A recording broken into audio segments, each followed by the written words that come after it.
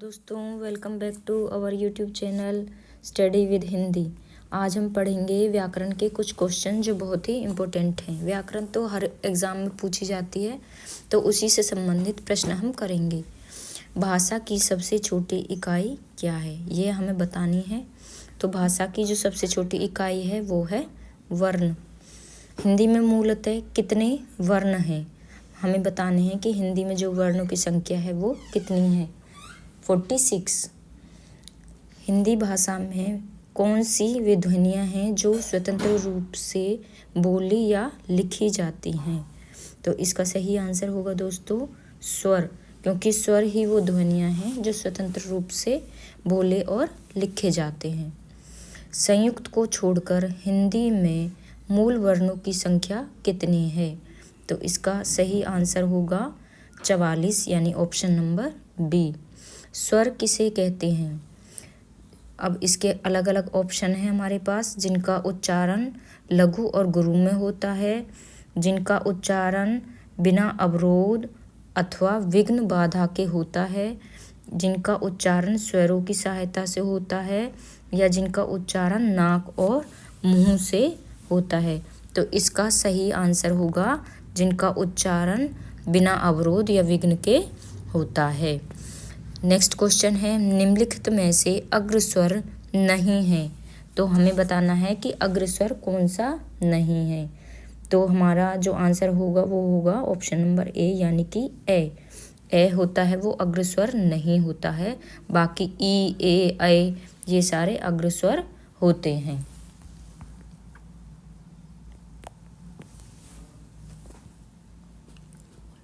Next जो question है वो है, हिंदी में स्वरों के कितने प्रकार होते हैं। तो हिंदी में स्वरों के प्रकार हमें बताने हैं कितने होते हैं। वो होते हैं 3, यानी कि ऑप्शन नंबर सी। हिंदी वर्णमाला में अंग और अह क्या है, हमें बताना है। ये स्वर हैं, व्यंजन हैं, या अयोगवाह है, या संयुक्त अक्षर हैं।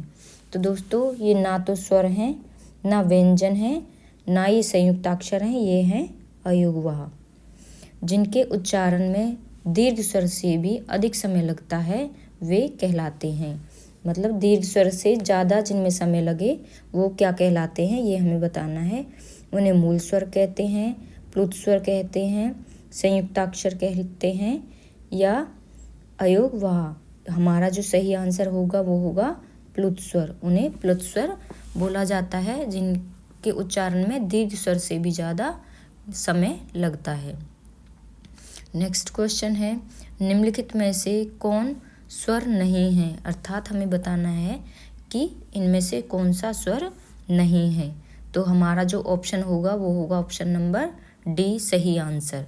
यानी ए और ऊ ये स्वर हैं, और जो इया है वो स्वर नहीं है।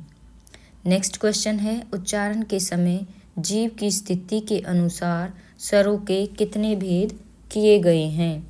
तो हमें बताना है कितने भेद किए गए हैं, 2, 3, 5 या 7। तो जो हमारा राइट आंसर होगा वो होगा ऑप्शन नंबर बी, यानी कि 3 प्रकार के जो उच्चारण करते समय जो जीव है उनके अनुसार स्वरों के भेद 3 हैं। वे ध्वनियाँ जो स्वरों की सहायता के बिना उच्चारित नहीं हो सकती वह कहलाती हैं। क्या कहलाती हैं वो दोस्तों, स्वर या व्यंजन या शब्द या संयुक्ताक्षर। तो वो जो स्वरों की सहायता के बिना नहीं बोले जा सकते उन्हें हम व्यंजन कहते हैं। निम्नलिखित में से एक स्पर्श व्यंजन है। अब हमें बताना है कि इनमें से एक स्पर्श व्यंजन कौन सा है, श, छ, ल या है। तो इनमें से जो राइट आंसर होगा वो होगा 6, यानी कि ऑप्शन नंबर बी। हिंदी वर्णमाला के अंतिम पंचमाक्षरों का उच्चारण स्थान क्या है। हमारे ऑप्शन हैं अनुनासिक, कंठ्य, तालव्य या मूर्धन्य। तो इनका सही जो ऑप्शन होगा वो होगा ऑप्शन नंबर ए, यानी कि अनुनासिक। अगला क्वेश्चन है हमारा, अंतस्थ व्यंजन है। हमारे अलग अलग ऑप्शन हमें दे रखे हैं, तो हमें बताने हैं कि इनमें से अंतस्थ व्यंजन कौन से हैं। तो इनमें से दोस्तों जो सही आंसर होगा वो होगा ऑप्शन नंबर डी, यानी कि ये, रे, ले और वे, ये अंतस्थ व्यंजन है और इनकी संख्या 4 होती है। नेक्स्ट क्वेश्चन है, से और है व्यंजन हैं, ये बताने हैं हमें कौन से व्यंजन हैं। उत्क्षिप्त व्यंजन है, ऊष्म व्यंजन है, स्पर्श व्यंजन है या संयुक्त व्यंजन है। तो दोस्तों ऑप्शन नंबर बी हमारा सही होगा, ये ऊष्म व्यंजन है। अगला क्वेश्चन है, उत्क्षिप्त व्यंजन हैं, अब हमें बताने हैं कि उत्क्षिप्त व्यंजन कौन से हैं। तो ऑप्शन नंबर ए, बी, सी या डी में से हमारा जो राइट आंसर होगा वो होगा option number D. Next question है, उत्क्षिप्त ध्वनियों का प्रयोग हुआ है, हमें बताना है कि शब्द दिए हुए हैं उनमें से उत्क्षिप्त ध्वनि है उनका प्रयोग कहाँ हुआ है। आरजू में, खसरा में, पढ़ाई में या जफर में। तो हमारा जो सही आंसर होगा वो होगा पढ़ाई, क्योंकि अभी हमने ऊपर पढ़ा ड और ढ ये उत्क्षिप्त व्यंजन है और पढ़ाई में ढ आ रहा है शब्द, तो ये हमारा उत्क्षिप्त ध्वनि का इसमें प्रयोग हुआ है।